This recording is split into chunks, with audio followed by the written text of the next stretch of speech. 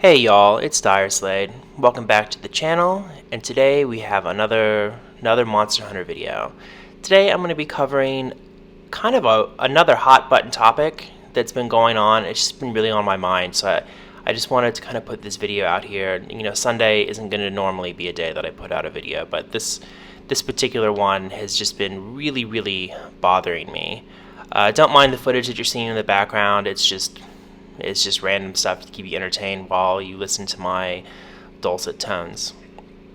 So there's just been this craze for this weakness exploit 2 charm with a tier 2 slot or a tier 3 slot with 2 tier 1 slots, and it's the best charm in the game.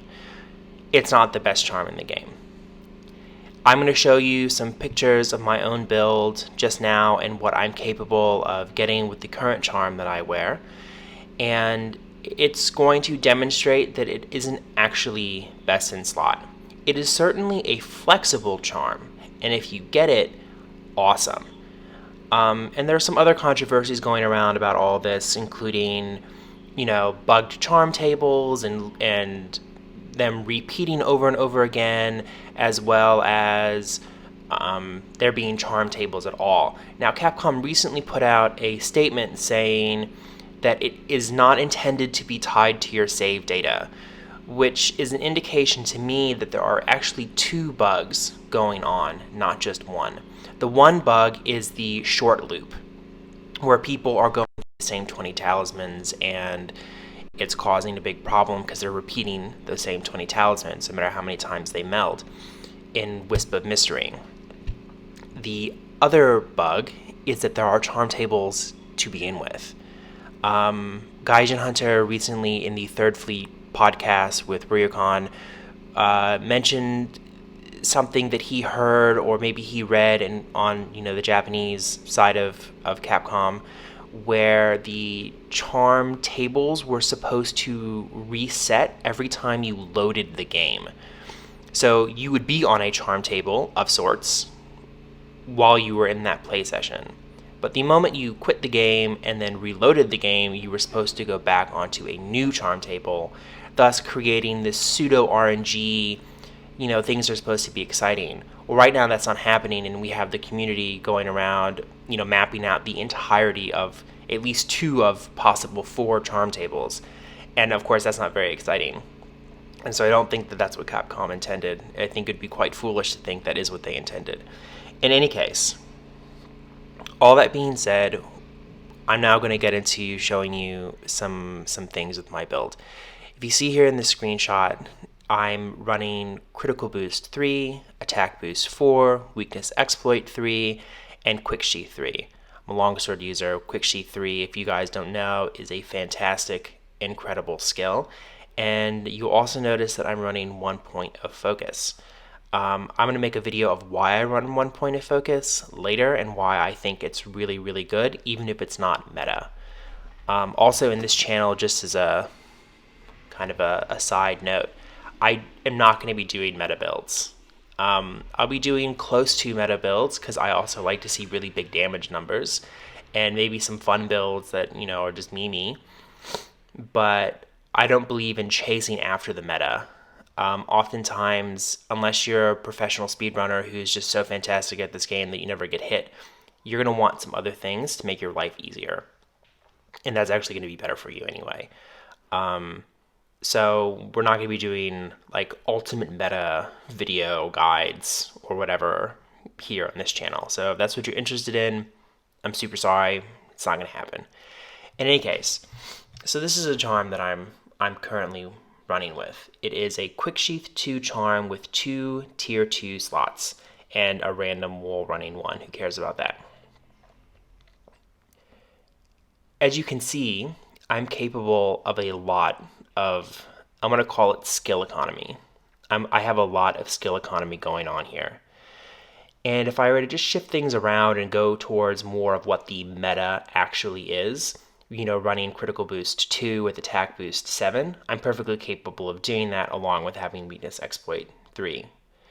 as well as having 100% of affinity because I'm using the Nargacuga weapons. But even if I were to change to, say, the Magnamalo weapon, I'm still able to reach, 80% affinity or so with the current charm that I'm running, which is really good. And the weakness exploit 2 charm with a 3 tier slot or tier 3 slot, or a tier 2 slot will not improve this build in any way, shape, or form. In fact, it would either make it exactly the same or even make it a little bit worse than it currently is. So, if that's true for Longsword, I'm almost positive that it's going to be true for things like Switch Axe and Charge Blade, which has a similar type of utility skill in Rapid Morph. And those are the 3 weapons that I can think of that would really benefit from it. Maybe other weapons like Sword and Shield, aren't going to want that, that Rapid Morph or Quick Sheath, obviously. But, so for that case, sure, your weakness exploit charm is going to be like super fantastic for you. Because you might want to run like the Anjanath Waste or whatever.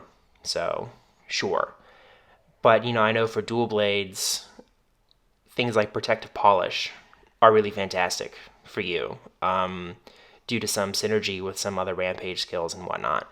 So the point is that there are things that are a little bit deeper into the game when you are really looking at it that are not being reflected in the conversations in the community right now that are saying this charm, this one weakness exploit 2 charm is the absolute best, you need to get it, and you're on the gout table if you don't see it.